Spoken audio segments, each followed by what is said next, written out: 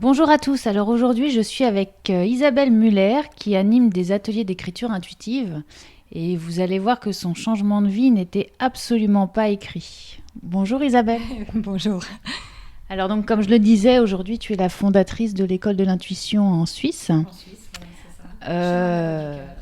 D'accord. Ouais. Et en fait apparemment donc tu n'as pas toujours fait ça et j'aimerais que tu m'expliques au départ, donc voilà que tu me dises un petit peu qui tu es et comment ça a commencé tout ça.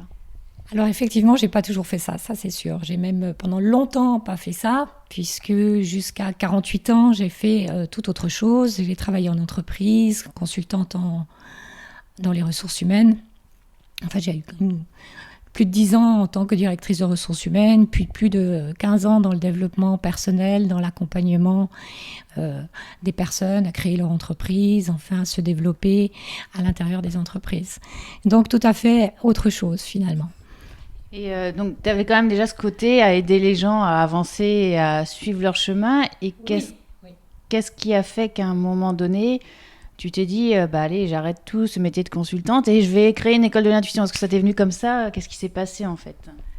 Alors ça m'est venu comme ça, mais après un certain temps. C'est-à-dire, dans un premier temps, je me suis posée. J'ai commencé à écouter mon cœur au lieu d'écouter le bruit de mon mental en fait. C'est-à-dire que j'ai commencé à méditer. C'est sous cette forme-là que j'ai écouté mon cœur dans un premier temps, parce que je ne méditais pas du tout. Je ne m'arrêtais jamais. J'étais très active, il fallait toujours que je fasse quelque chose. Et méditer, pour moi, c'était pas pensable, même pas pensable, pas envisageable. Mais je pouvais même pas me visualiser faire quelque chose comme ça. Mais voilà, tout à coup, j'ai pris goût à ça. Pourquoi j'en sais rien. C'est venu. Une amie m'a dit un jour, voilà, on vient dans cet atelier. Et puis j'ai mordu. Et j'ai commencé comme ça, en fait, à méditer 5 minutes par jour, puis 10 minutes, puis 15 minutes.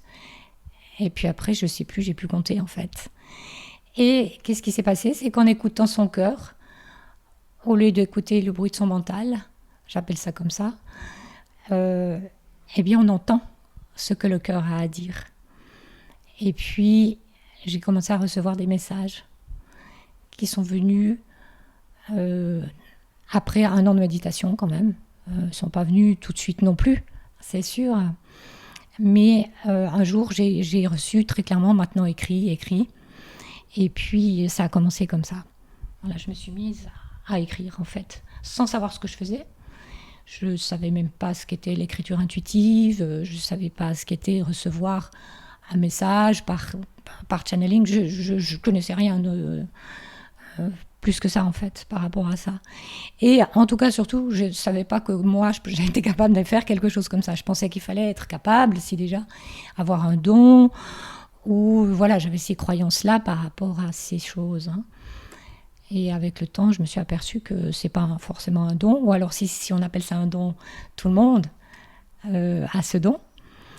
Mais voilà, oui, je savais pas ce que je faisais, mais c'est en continuant petit à petit à recevoir chaque jour que ça s'est mis en place, en fait, tout seul. Et donc, tu as commencé à avoir ces messages, donc tu travaillais encore en tant que consultante. Ouais. Est-ce que ça avait du sens pour toi et est-ce que, j'imagine qu'au départ, tu l'as fait pour toi, est-ce que ça t'apaisait?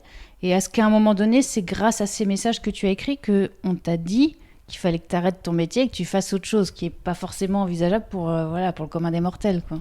Oui, alors c'est ça qui s'est passé en fait. Dans un premier temps, j'ai fait les choses pour moi. C'était vraiment un instant de bien-être pour moi-même chaque jour. Le message que je recevais me faisait du bien. Le message que je recevais était comme un enseignement.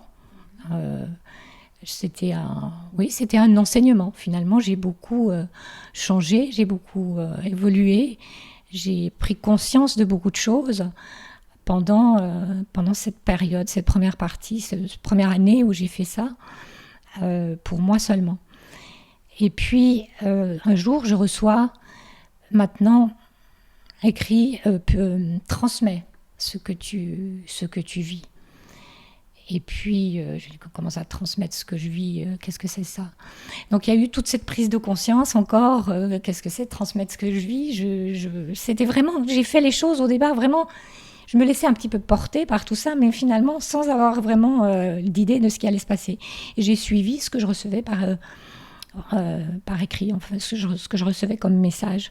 Et un jour, donc on me fait comprendre que c'est important que maintenant je puisse transmettre cet outil, parce que finalement c'est un outil qui nous permet de vraiment se reconnecter finalement à qui nous sommes, et puis vraiment de se développer dans la joie, hein, sur notre chemin de vie. Et bon, j'étais consultante en entreprise, j'aimais mon travail, j'aimais ce que je faisais, mais voilà. Dans les messages, je comprends que je dois quitter mon travail. Mais quitter mon travail, c'était pas possible, parce que pour moi, quitter mon travail, ça voulait dire alors comment est-ce que je gagne ma vie ? De quoi est-ce que je vis ? C'était inenvisageable. Et je continue ce dialogue finalement chaque matin, parce qu'à quelque part, je me mettais en méditation et je posais une question, et puis je recevais une réponse. C'est vraiment un dialogue qui s'est établi. Et un jour, je reçois, et ça c'est une phrase qui a changé vraiment vraiment le sens de ma vie. Veux-tu suivre la voie de tes peurs et rester couché, ou la voie de ton cœur est envolée? C'est très joli. Et tu as le choix. Donc c'était très clair. Et tout a commencé avec cette phrase en fait. Et quand tu as reçu cette phrase, immédiatement, tu t'es dit c'est bon, c'est le signe. Donc, faut que je lâche tout, je plaque tout. Parce que j'imagine qu'on a quand même des peurs, quoi. Même si le message est joli et que tu veux te lever et voler, moi, j'ai envie de voler. Mais si on me dit demain, tu dois tout plaquer, partir et puis tu vas voler, ça se fait pas comme ça, quoi. Non, ça se fait pas comme ça. Surtout que je suis une personne très cartésienne et très... je calculais les choses, je voulais maîtriser les choses, je voulais assumer les choses, enfin voilà, j'avais cette notion, surtout pas, hein, c'est pas moi qui allais lâcher les choses comme ça. Et en même temps, oui, je voulais suivre, mais voilà, c'est pas parce qu'on me dit saute par la fenêtre que je saute par la fenêtre, donc ça c'est clair. Et bien sûr, mon intention était de suivre la voie de mon cœur et m'envoler, c'était mon intention forte, mais je pouvais pas m'empêcher d'avoir des peurs qui étaient là, qui étaient en moi. Et puis, ces peurs-là, en fait, dominaient la voix de mon cœur. Et j'ai commencé à établir, encore de nouveau, j'ai posé de nouveau la question. Et ça, c'est des choses qu'aujourd'hui, j'explique dans mes ateliers d'écriture, finalement, comment établir ce dialogue, parce qu'on peut simplement poser une question, en fait, puis avoir une réponse, systématiquement, question, réponse. Et voilà, à l'époque, je n'étais pas vraiment consciente de tout ça. Mais je lui ai demandé, mais comment je fais pour suivre la voie de mon cœur ? Et là, sont venues les réponses, lâche tes peurs. Et puis, je recevais toutes sortes de peurs à lâcher, finalement. Lâche ta peur de manquer. Enfin, voilà, il y avait tout un dialogue qui s'est établi. Et puis, pour moi, chaque fois, systématiquement, je prenais conscience de ces peurs à lâcher, et j'émettais l'intention simplement de les lâcher. Et puis, qu'est-ce qui se passe quand on émet une intention ? Il y a des synchronicités dans la vie qui se mettent en place, et puis les choses se font pour que l'intention qu'on émet se réalise à quelque part.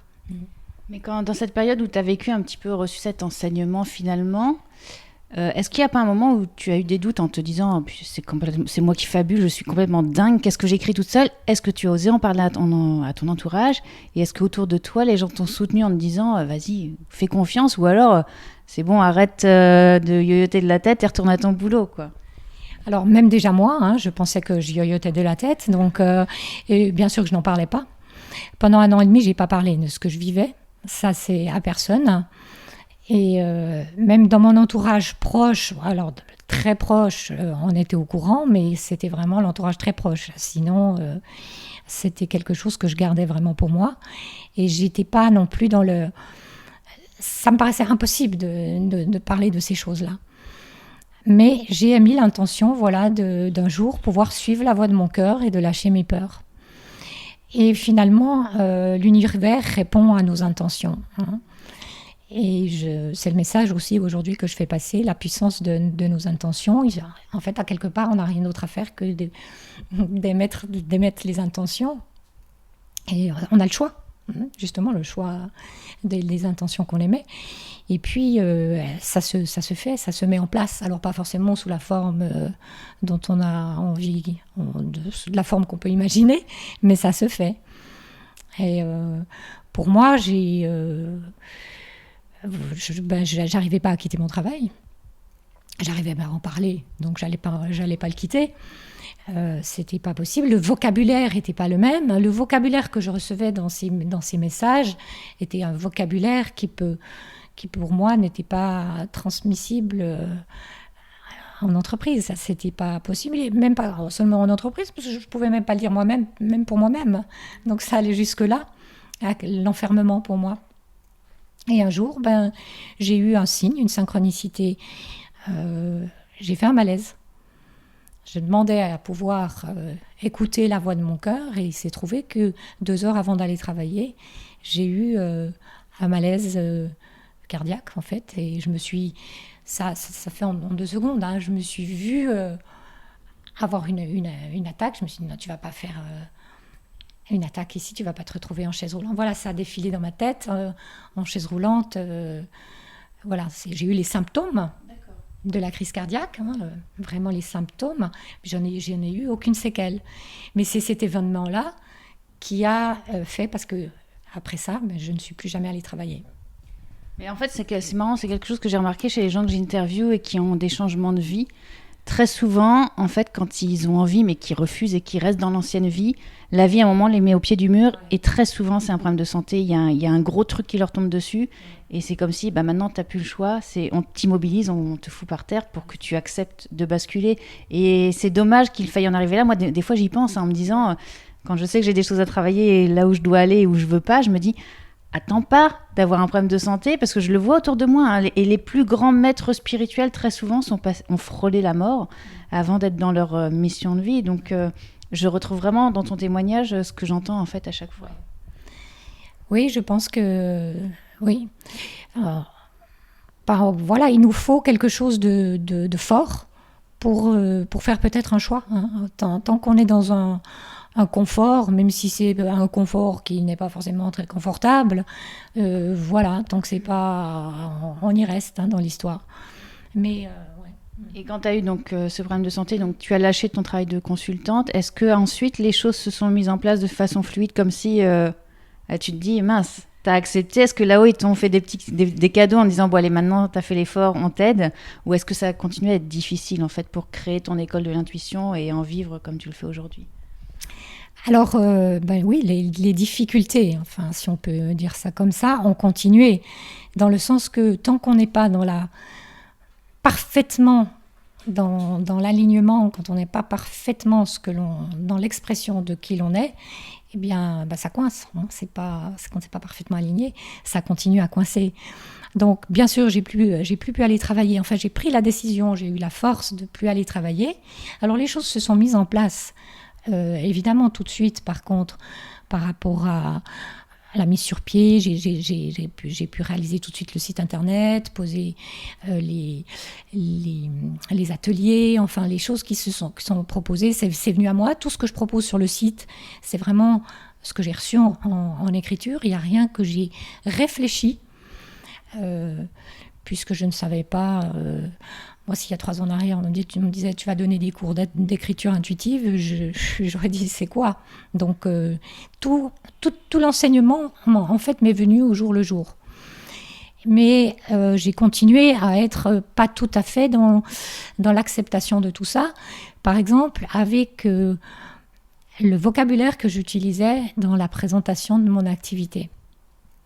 Typiquement, je recevais systématiquement le mot soit lumière, brille, et voilà, il y avait le mot lumière divine, enfin des mots qui pour moi, c'est des mots que je n'avais jamais prononcés, que je n'aurais jamais osé prononcer, et encore moins proposer des ateliers pour être lumière, et puis suivre son chemin. Voilà, c'était pas un vocabulaire qui était...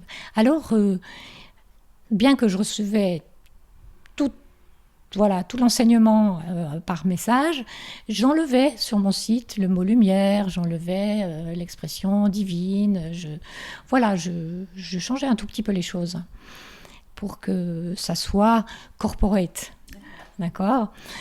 Et ben, c'est ce qui se passait, c'est qu'il se passait rien. Et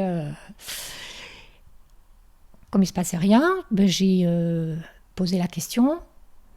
Donc voilà, une question de plus, parce que ça c'est quelque chose que j'ai fait instinctivement, d'établir ce dialogue, hein, question-réponse. Je dis toujours, l'univers est notre meilleur coach, hein, il suffit de lui demander, et il nous répond. Encore faut-il qu'on l'écoute, mais pour moi c'était devenu, ça s'était fait naturellement. Et puis je reçois, change pas les mots sont là pour ouvrir le cœur des hommes, ne change aucun mot. Et voilà, j'ai compris qu'il ne fallait pas que je triche, hein, et après voilà, il a fallu que je mette et là aussi les synchronicités se sont mises en place pour que je comprenne et que j'arrive même à poser ces mots-là. Et puis les jours où j'ai posé vraiment les choses sans changer quoi que ce soit, ça a commencé à être magique, et puis depuis c'est magique. Alors, est-ce que dans les gens qui suivent tes ateliers, parce qu'en fait, c'est vrai que moi, quand je me suis inscrite quand j'ai vu atelier d'écriture intuitive, vu que moi, je veux me remettre à l'écriture d'un roman, j'ai vu vraiment que l'aspect, je voyais, on va aller dans un atelier d'écriture, et puis en plus de l'atelier d'écriture classique, je vais apprendre à utiliser mon intuition. Sauf que j'ai découvert en y participant ce week-end qu'en fait, au-delà de ça, c'est vraiment une méthode de travail sur soi pour avancer dans la vie et trouver des réponses. Et peut-être que, pour résumer, je pense que quelqu'un qui ferait la démarche d'aller voir un médium pour lui demander est-ce qu'il va m'arriver ci ou ça, là, ça te montre comment toi-même te centrer et trouver des réponses.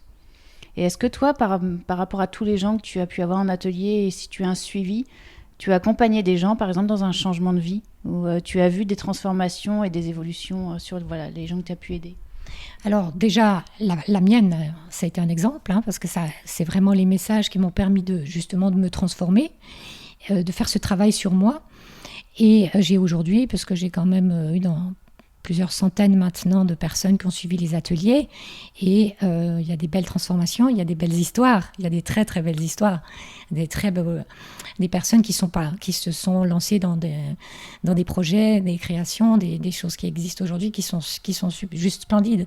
Je pense qu'au moment où on arrive à recontacter cette partie force en nous, ce que j'appelle se reconnecter au divin en soi, finalement, cette partie de création, de créativité qu'on a tous au fond de nous, mais au moment où on peut la recontacter, la reconnaître et la laisser s'exprimer, et bien là c'est juste magnifique. Mais ce qui nous empêche de la laisser s'exprimer, c'est les peurs justement, et les peurs, les croyances, le doute, et les mémoires cellulaires aussi. Donc je vais jusque dans la libération des mémoires. Mais le travail alors en écriture aujourd'hui dans les ateliers, oui c'est ça, c'est prendre conscience de toutes ces couches de peur, de croyances, de doutes, de mémoire. C'est seulement si j'en ai conscience que je peux faire le choix de les lâcher, de m'en libérer. Si j'en ai pas conscience, je vais être en réaction par rapport à ça.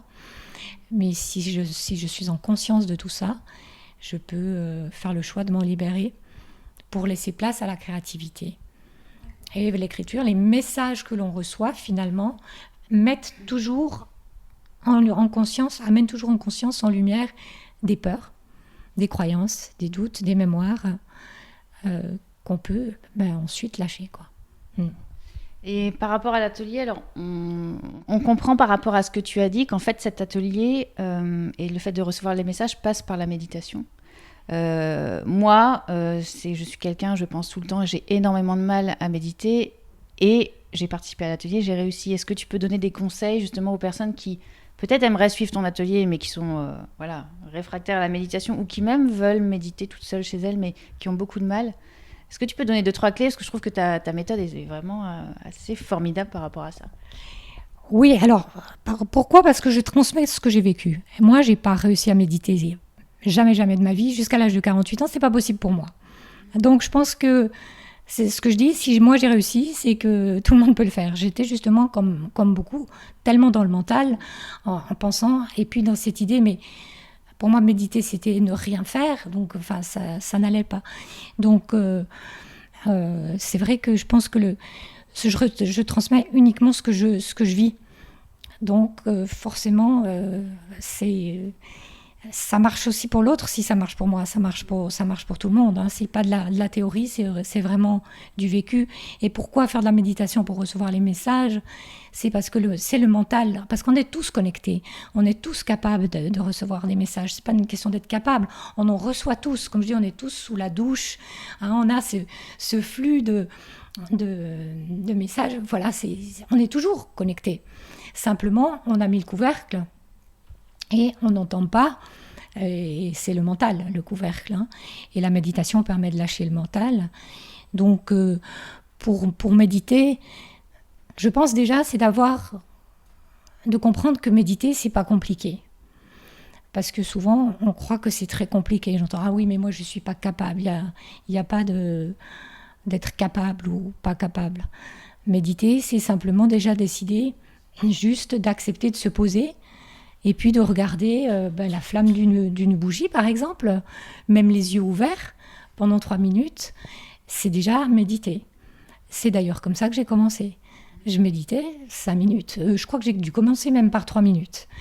Et puis j'ai fait 5. Puis après, le temps, voilà, au début, 5 minutes, ça me paraissait 1 heure. Et aujourd'hui, si je fais 1 heure, ça me paraît même pas 3 minutes. Après, on perd le temps. Mais voilà, c'est de comprendre que ce n'est pas de la théorie. C'est juste regarder un arbre, regarder la nature, c'est déjà méditer. Ne pas s'accrocher à une pensée mentale, laisser passer les pensées. Il n'y a pas à lutter contre ces pensées parce qu'on en a des milliers par jour qui passent dans notre esprit, mais c'est de ne pas s'y accrocher, hein, et de rester simplement focaliser peut-être sur la flamme d'une bougie, focaliser sur son souffle, sur son cœur, voilà, mais surtout de bien comprendre que c'est vraiment tout le monde. C'est tout le monde qui peut... D'ailleurs, les enfants méditent avec une facilité, c'est bien la preuve, parce qu'il y a besoin de faire rien, en fait. Et dans la société actuelle, il est difficile de s'autoriser à ne rien faire. Dans l'adulte a plus de problèmes à faire rien. Ouais. Merci beaucoup, Isabelle. Mais je t'en prie, Stéphanie, merci à toi. Voilà, donc en fait, si vous aussi, vous avez envie d'essayer de découvrir les ateliers d'écriture, ou même ne serait-ce que pour vous initier à la méditation, n'hésitez pas à aller sur le site d'Isabelle, l'école de l'intuition. Et puis alors, si en plus vous envisagez de changer de vie, je vous encourage vraiment à y aller. Et n'oubliez pas, si Isabelle l'a fait, pourquoi pas vous?